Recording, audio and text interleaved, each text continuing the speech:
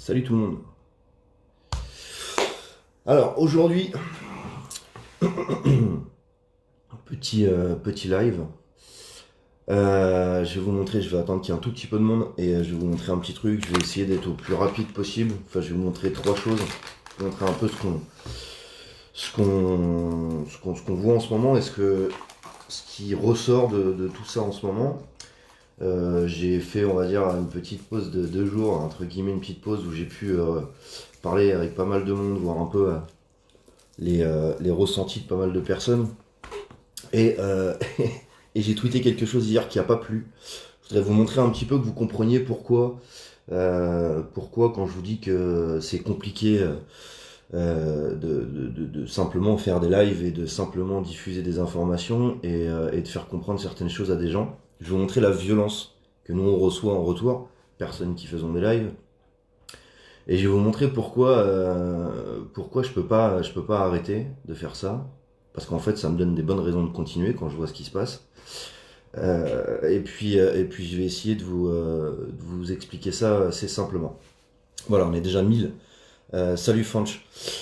On est déjà 1000. Je vais attendre encore un tout petit peu. Et puis je vais vous montrer à quel point certains, alors je sais pas si c'est parce qu'ils sont lobotomisés, je sais pas si c'est parce qu'ils ont deux neurones qui se touchent. En l'occurrence, là, on va parler d'une demoiselle, d'une dame. Alors, je sais pas si c'est une demoiselle ou une dame. Je voudrais pas la choquer, la pauvre. Qui s'appelle Cécile de Minibus.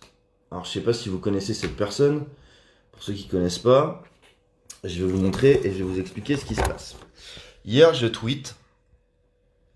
Alors, comment je fais? Hop, comme ça. Voilà. Je tweet cette photo. Alors, je vais essayer de vous la montrer. Voilà. Je tweet la photo d'un CRS qui rentre chez lui avec du sang plein les semelles et qui rentre avec sa fille qui forcément c'est une enfant, ne se doute de rien, et sa femme qui a le sourire en se disant que son mari est rentré à la maison en bonne santé et que tout va bien. Voilà. Donc j'ai posté cette photo en y mettant le titre: je ne fais que mon travail, je protège le système. Et j'ai tout Cécile de Minibus. Donc si vous voyez pas qui c'est cette chère je vais essayer de cliquer sur son profil, tiens. Voilà, c'est cette jeune femme qui travaille chez C8, qui fait le talk, l'info, qui travaille aussi chez Sud Radio, tatati tatata, enfin bref, et qui me dit: cher Flyrider, et lorsque vous aurez besoin, ils sont les premiers que vous solliciterez, ils seront présents, comme quoi il y a un peu de magie quand même.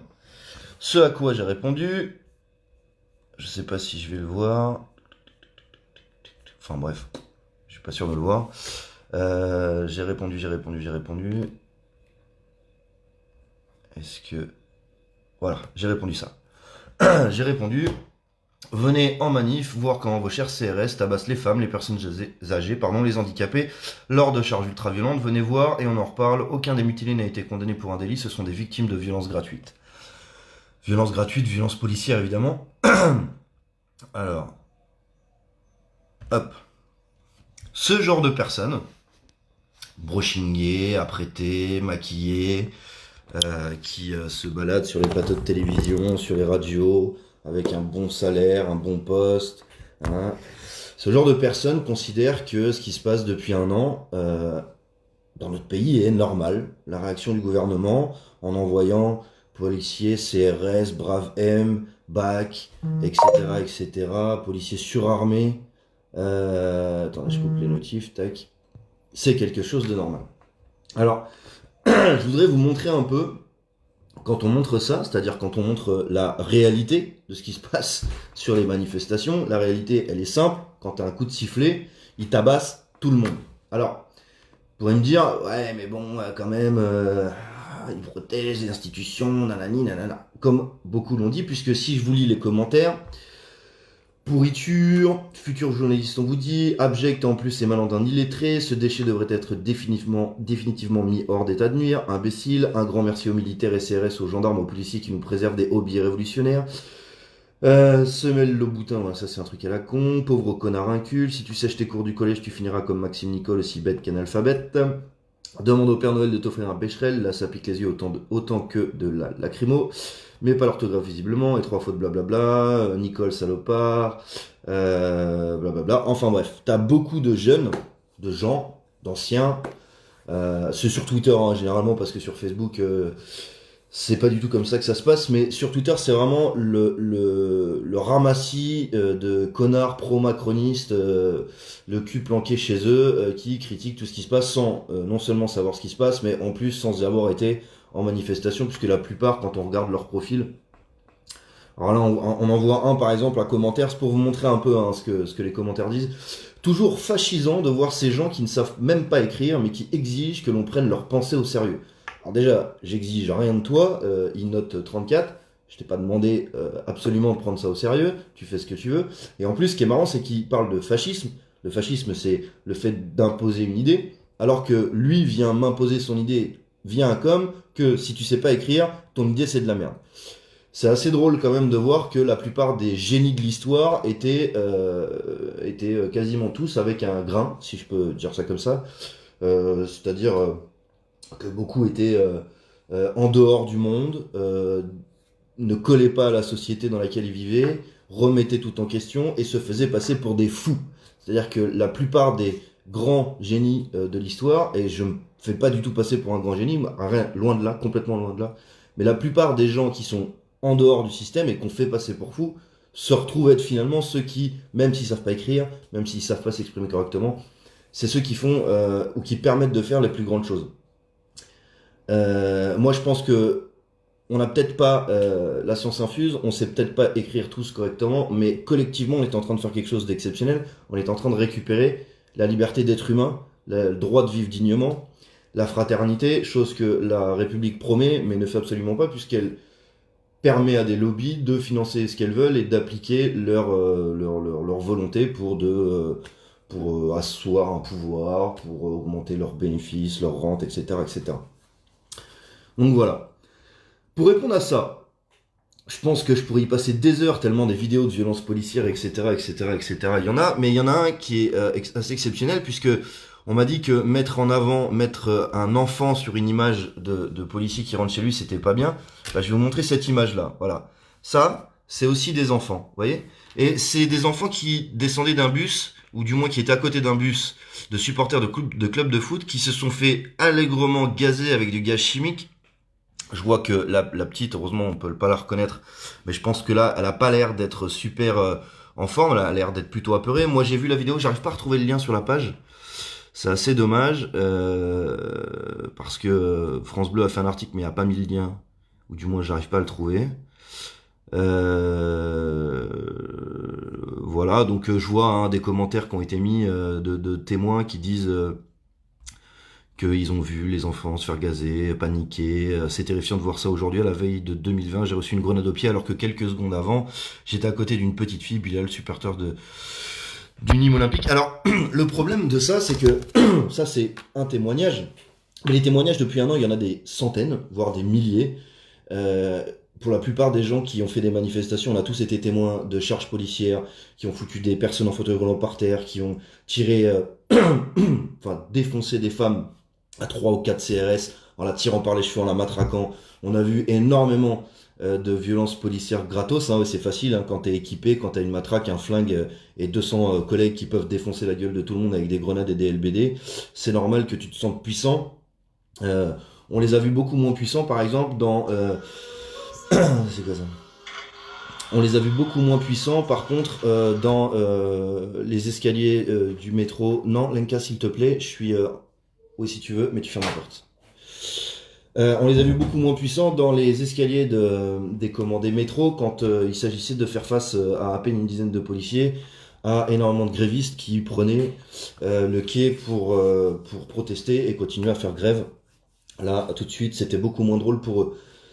Je vous rappelle quand même que police ou pas police, à la base, c'est des gens comme nous qui ont une femme, des enfants. La preuve sur la photo, c'était aussi pour rappeler que c'est des êtres humains, mais que c'est des êtres humains qui ont perdu toute capacité de remise en question pour la simple et bonne raison qu'ils font valoir leur droit de retrait et le devoir d'obéissance. Je vous rappelle que obéir à quelqu'un, c'est quand il y a un maître et un esclave. Quand on obéit à quelqu'un, c'est quand on est soumis à son autorité.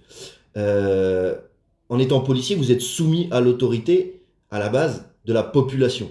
vous êtes dans une démocratie, et si vous défendez tant cette démocratie, la démocratie veut dire pouvoir au peuple, vous devriez donc travailler et faire votre job dans l'intérêt de la population française et non pas dans l'intérêt d'une caste politique qui, en plus de ça, si elle était parfaite, si elle était toute blanche, si elle était, quand je dis toute blanche, c'est les mains blanches, hein, si elle avait aucun problème, aucun démêlé de justice, on pourrait dire que oui, c'est la population qui fout la merde et que finalement c'est bien les politiques, les intellects, les bien-pensants qui sont là pour notre bien et que du coup, c'est nous qui foutrions la merde. Ah, on vient de m'envoyer la vidéo. Alors attendez. Or, quasiment tous les politiques du gouvernement Macron sont soit mis en examen, soit poursuivis pour trafic d'influence, trafic de fonds, détournement de fonds publics, trafic de drogue, et j'en passe, et des meilleurs. Donc à un moment donné, allumez votre cerveau et posez-vous les bonnes questions. En l'occurrence, c'est pas vraiment ce que vous faites, et faut pas vous en vouloir qu'on vous en veuille. Faut pas nous en vouloir qu'on vous en veuille. Voilà, je vais vous montrer la vidéo, vous allez voir Cécile de Minibus, ça c'est pour toi, ça, toi qui te permet de dire que les policiers sont là quand on a besoin, oui. Et ils sont capables de ça aussi, tes policiers, regarde. Avait pu d'ores et déjà regarde, tu vois les enfants? La même chose, il y a à peu près un an, lors du vœu aux armées, un entourage qui fait aussi état. Voilà, on gaz avec du gaz chimique des gosses qui sont en panique totale. Concernant donc cet avenir et ce dossier retraite. Emmanuel Macron. Voilà, avec du beau gaz chimique, on gaz des enfants, t'es gentil CRS. Ce dernier déplacement de l'année clôturera donc cette. Mais je pourrais te montrer aussi quand est-ce qu'ils foutent des handicapés à terre. C'est vrai que c'est très dangereux un handicapé. Hein. Apparemment, on a une personne handicapée qui est très très volontaire dans le mouvement des Gilets jaunes et qui est très très mobilisée, qui s'appelle Odile. Et apparemment, son fauteuil roulant serait une arme par destination, voyez-vous. Ça va au moins aussi vite qu'un LBD, hein, un fauteuil roulant, et je peux te dire que si tu vises bien, théoriquement, tu ne peux pas taper la tête. Tu peux pas faire perdre l'arrêt à quelqu'un avec un fauteuil roulant. Ça m'étonnerait.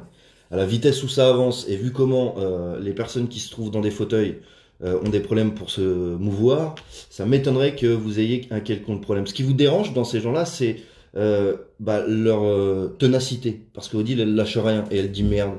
Et ça vous dérange. Bref. Donc Cécile de Minibus, tu peux continuer à avoir le cul posé à C8, à bouffer des petits fours avec Hanouna, à gagner ton petit pactole tous les mois, mais tu peux aussi bien aller te faire aimer très très fort, parce que quand je vois le genre de commentaires que tu fais, je me dis que ta place est bien à la télé. Il faut bien que tu restes à la télé. C'est là où sont en général tous les vendus et tous les trous du cul, donc c'est bien, ça te va bien, c'est parfait. Tu pourrais aussi, pendant que tu y es, aller à CNews, faire 2-3 petits trucs avec Pascal Pro. Comme ça, au moins, tu serais bien. Tu serais parfait. Alors, attendez, on te donne une autre vidéo. Voilà, bon, c'est la même vidéo. Merci, Angelica. Et donc, je voulais aussi finir par ces fameux policiers. Presque une déclaration de guerre, les policiers en colère après les annonces de Macron sur la retraite des militaires. Macron qui dit renoncer à sa retraite, mais qui en fait renonce absolument pas à sa retraite. Il renonce pas à sa retraite à proprement parler, il renonce à une de ses retraites en disant que de toute façon lui il a les moyens, donc il n'a pas besoin de se casser le cul à avoir toutes les retraites qu'il peut avoir et il faudrait qu'on fasse pareil, sauf que quand tu vis avec une retraite de 5 à 800 balles, c'est pas la même chose que quand tu touches 14 000 balles par mois, que t'es pas obligé de dépenser un centime parce que tout est payé, que en plus de ça tu cumules des mandats et que tu touches de l'argent à droite à gauche, qu'en plus de ça, tu as travaillé à la banque Rothschild et que tu as gagné je ne sais plus combien de millions ou de milliards, et que tu as tout ça sur un compte bancaire, que tu oublies de déclarer certaines choses et que sur ta déclaration au fisc, il y a de l'argent qui est pas là, et que quand on essaie de gratter tes comptes de campagne, ça dérange parce qu'il y a des choses qui sont un peu opaques et on sait pas où est l'argent. Voilà, enfin bref. C'est un peu tout ça qui fait qu'on lâche pas aussi, c'est un peu tout ça qui fait que t'as la base qui décroche des syndicats, et ça j'espérais que ça se passe et ça se passe. Pourquoi? Parce que tes représentants syndicaux sont tous véreux plus les uns que les autres, sauf quelques-uns qui sentent le vent tourner là en ce moment et puis qui se disent oh, alors on va peut-être se faire couper la tête, alors on va peut-être être un petit peu du côté des syndiqués parce que c'est quand même notre boulot à la base, Manu on peut pas trop, tu vois, tu peux pas trop pousser le bouchon. Donc des girouettes quoi au final. Et là on voit donc les policiers qui arrivent, donc c'est pareil, hein, cet épisode on l'a tous connu, finalement vous gardez votre régime de retraite vous les policiers et puis vous bénéficierez pas de la nouvelle retraite par points exceptionnelle. Donc en fait, vous restez dans l'ancien système de merde parce qu'on vous aime bien. Et les autres auront un super système parce qu'on les aime pas. Qui aime bien châtie bien, tu vois. Sauf que là, oh merde, putain, Macron est allé en Afrique et pour son anniversaire, parce que oui, sa femme, pardon, était en train de se trémousser le cul sur premier Gaou n'est pas Gaoué, hein, pendant qu'il y en a qui crèvent la dalle d'or, et que son pays est complètement sans dessus-dessous, qu'il y a une grève sans précédent, des mobilisations citoyennes sans précédent historiquement parlant. Ce mec est en train de laisser sa femme, pardon, danser sur premier Gaou n'est pas Gaoué, hein, Gaou, je sais pas quoi là. Belle chanson d'ailleurs, sympa pour s'ambiancer en soirée, mais en tout cas, quand t'es femme du président et que tu vois dans la gueule, dans le, comment dire, le visage de ton pays actuellement, le mieux c'est peut-être pas d'aller danser sur ça. Enfin bref, ils font ce qu'ils veulent, de toute façon plus ils en font et plus ça nous donne envie de rester. Donc c'est parfait. Et donc là, les policiers qui étaient contents, ils se disent ouais c'est bon, remettez les casques, on a notre retraite, wouh, on a gagné. Macron va en Afrique et il dit aux militaires non mais vous c'est pas un système de retraite, c'est un système de pension. Vous touchez pas une retraite, vous touchez une pension militaire. Donc c'est pas pareil, vous serez pas touché. Et là les flics ont dit ah quoi? Donc du coup nous on a une retraite, on n'a pas une pension. Mais on veut comme les militaires, parce que c'est le même, c'est le ministère de l'Intérieur. Nous aussi, donc on veut une pension. Tiens maintenant, allez, on veut une pension. Et donc du coup là ça y est, les policiers. En visite officielle en Côte d'Ivoire, le président de la République a assuré que les militaires ne seraient pas touchés par la réforme des retraites, au même titre qu'une majorité de gendarmes, des propos qui ont attisé la colère des syndicats de police qui y voient un mépris. Mais en fait, les gars, c'est pareil, ils méprisent tout le monde. La seule chose pour laquelle il vous a donné du fric, ces fameuses 150 € d'augmentation que vous n'avez pas encore vu d'ailleurs, et puis on verra ça, hein, parce que c'est pas gagné. Il faudra rechercher l'argent après, les gars. Donc, dites-vous bien que si vous touchez 150 balles, vous allez payer plus de TVA sur les produits et tout va augmenter. Donc je sais pas si c'est vraiment valable d'avoir 150 balles. T'es le petit nonos au chien pendant que la gamelle se vide. Et là donc on les voit. Oh putain mais des fois en fait t'as l'impression que le courant se rebranche. Ils sont là ah mais attends mais non mais on n'est pas content. Tiens un petit nonos. Ah ouais allez on va taper sur la gueule des gens qui disent pareil que nous mais eux c'est pas des policiers. Vous êtes instrumentalisé. Vous êtes en fait un objet qui sert à maintenir un système en place, un système de corrompus qui sont là pour assouvir les besoins et les avantages et les volontés des lobbies qui les font mettre en place en les finançant, en finançant leur campagne, en finançant leur couverture médiatique, en finançant leurs médias. C'est pas pour rien que tous les médias, les gros médias français sont détenus par 9 milliardaires. C'est pas pour rien que on te fait des émissions de télévision où on va te foutre 15 pseudo-experts à l'écharpe rouge te balançant un truc à 6h40, mais ce qui est à 6h40 vrai ne l'est pas à midi, d'ailleurs c'est pas moi qui le dis, c'est encore ce monsieur à l'écharpe rouge qui dit que ce qu'il peut dire à 6h du matin, ça dépend du contexte, du coup à midi ça peut ne plus être vrai, sauf qu'en fait là c'était une analyse qu'il faisait, donc s'il a pas les mêmes analyses à différents moments de la journée, il va falloir qu'on nous explique quel coup de téléphone ou quel chèque le fait changer d'avis, parce que on va peut-être se cotiser pour faire une caisse pour qu'il dise la vérité, je sais pas, on peut faire un truc. Il y a peut-être quelque chose à jouer. Enfin bref, tout ça pour dire que Cécile de Minibus, comme toutes les personnes qui sont du même acabit qu'elle, continue à foutre tes petits sous-vêtements Chanel et tes petits parfums, je ne sais pas quoi, et tes chaussures Louboutin. Tu sais pas ce qui se passe dans le pays. Alors, si tu veux pouvoir ouvrir ta bouche, la moindre des choses, c'est de venir dans une manif. Et si t'as la chance de pas crever d'asphyxie, de pas repartir avec un œil en moins, ou la tignasse arrachée, ou même moitié à poil lors une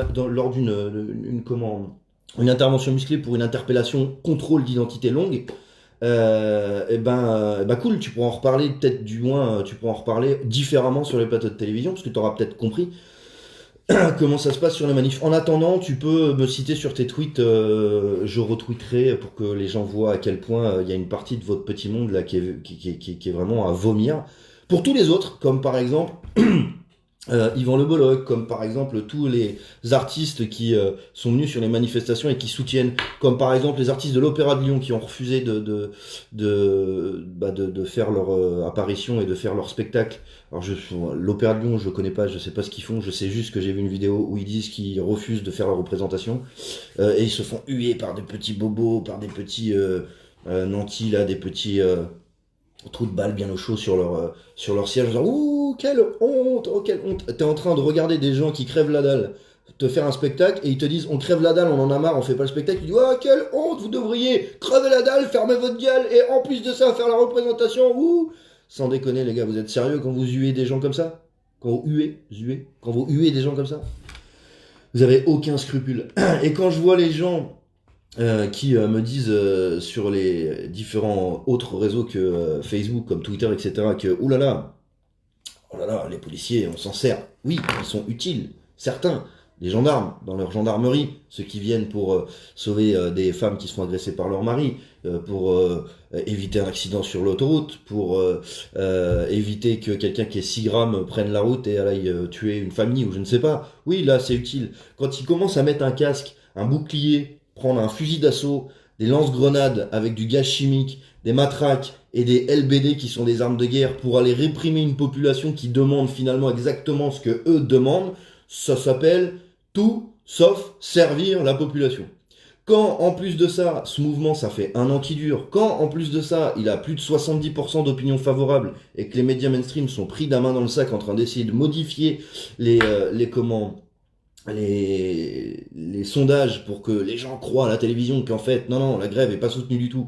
Alors que si, elle est soutenue, mais que ça les emmerde parce que les syndiqués décrochent des syndicats, qu'il y a des gilets jaunes de partout et que tout le monde est en train de s'entraider pour que ça continue, que ça dure et qu'on aille jusqu'au bout. Et je vous rappelle que, encore une fois, les médias mainstream parlent que de la réforme des retraites, mais ce qui se passe en réalité sur le terrain, ça n'a strictement rien à voir avec simplement que la réforme des retraites, ça a à voir aussi avec le fait de récupérer la gestion de son pays via un référendum d'initiative citoyenne, via des mandats impératifs et révocatoires, via des contrôles fiscaux continus des élus, via l'interdiction de se présenter avec un casier judiciaire qui n'est pas vierge, via la demande d'une justice sociale et fiscale en allant taxer les multinationales et les multimilliardaires qui font des chiffres d'affaires monstrueux, en licenciant des gens, en délocalisant des entreprises et en détournant leur fric sur des comptes offshore pour faire de l'optimisation et de la fraude fiscale, en récupérant tout cet argent qui est chiffré et qui dépasse les 218 milliards, en récupérant l'argent des amendes des gros groupes qui dépassent 500 milliards et qui est toujours pas récupéré parce qu'il y a des conflits d'intérêts. Quand on a un qui va dans les assurances, puis qu'après il va dans le privé, puis dans le public, puis il arrive l'État,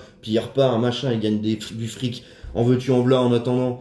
Et qu'en plus c'est ce gars-là qui nous fait des réformes de retraite, aidé par un autre qui revient, qui avait lu, oh là là, mais enfin c'est un sketch. Je veux dire, à un moment donné, vous êtes en train de nous dire qu'il faut soutenir le gouvernement, qu'il faut soutenir nos institutions, mais justement, nous, on veut soutenir les institutions, on veut que ces institutions, elles fonctionnent et qu'elles arrêtent d'être instrumentalisées par des gens corrompus. C'est ça qu'on veut. Alors vous pouvez essayer de faire passer ce que vous voulez sur les chaînes de télévision, il y a un moment donné, quand c'est minoritaire, quand vous avez 100, 200 000 personnes qui sont là à faire chier tout le monde depuis 3 semaines, un mois, à la limite, que vous disiez, ah, ils sont 100 000, et que ce soit vrai, je peux comprendre que ce soit chiant. Mais là, ça fait plus d'1 an, ça va faire 14 mois. 14 mois que vous avez des centaines de milliers de personnes partout sur le territoire, pas que en manifestation encore une fois, mais il y a des gens qui traquent, il y a des gens qui font le référendum ADP et qui ont super bien bossé puisqu'on a dépassé la barre des 1 million, seuil sous lequel Emmanuel Macron a dit qu'il déclencherait un référendum. On attend toujours, encore une fois, ce mec a la parole aussi crédible que un arracheur de dents, quoi.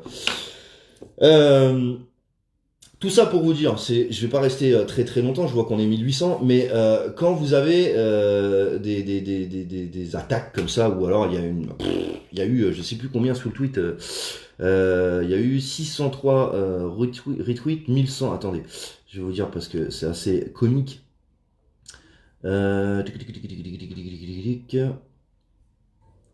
Cher Flyrider, voilà c'est ça.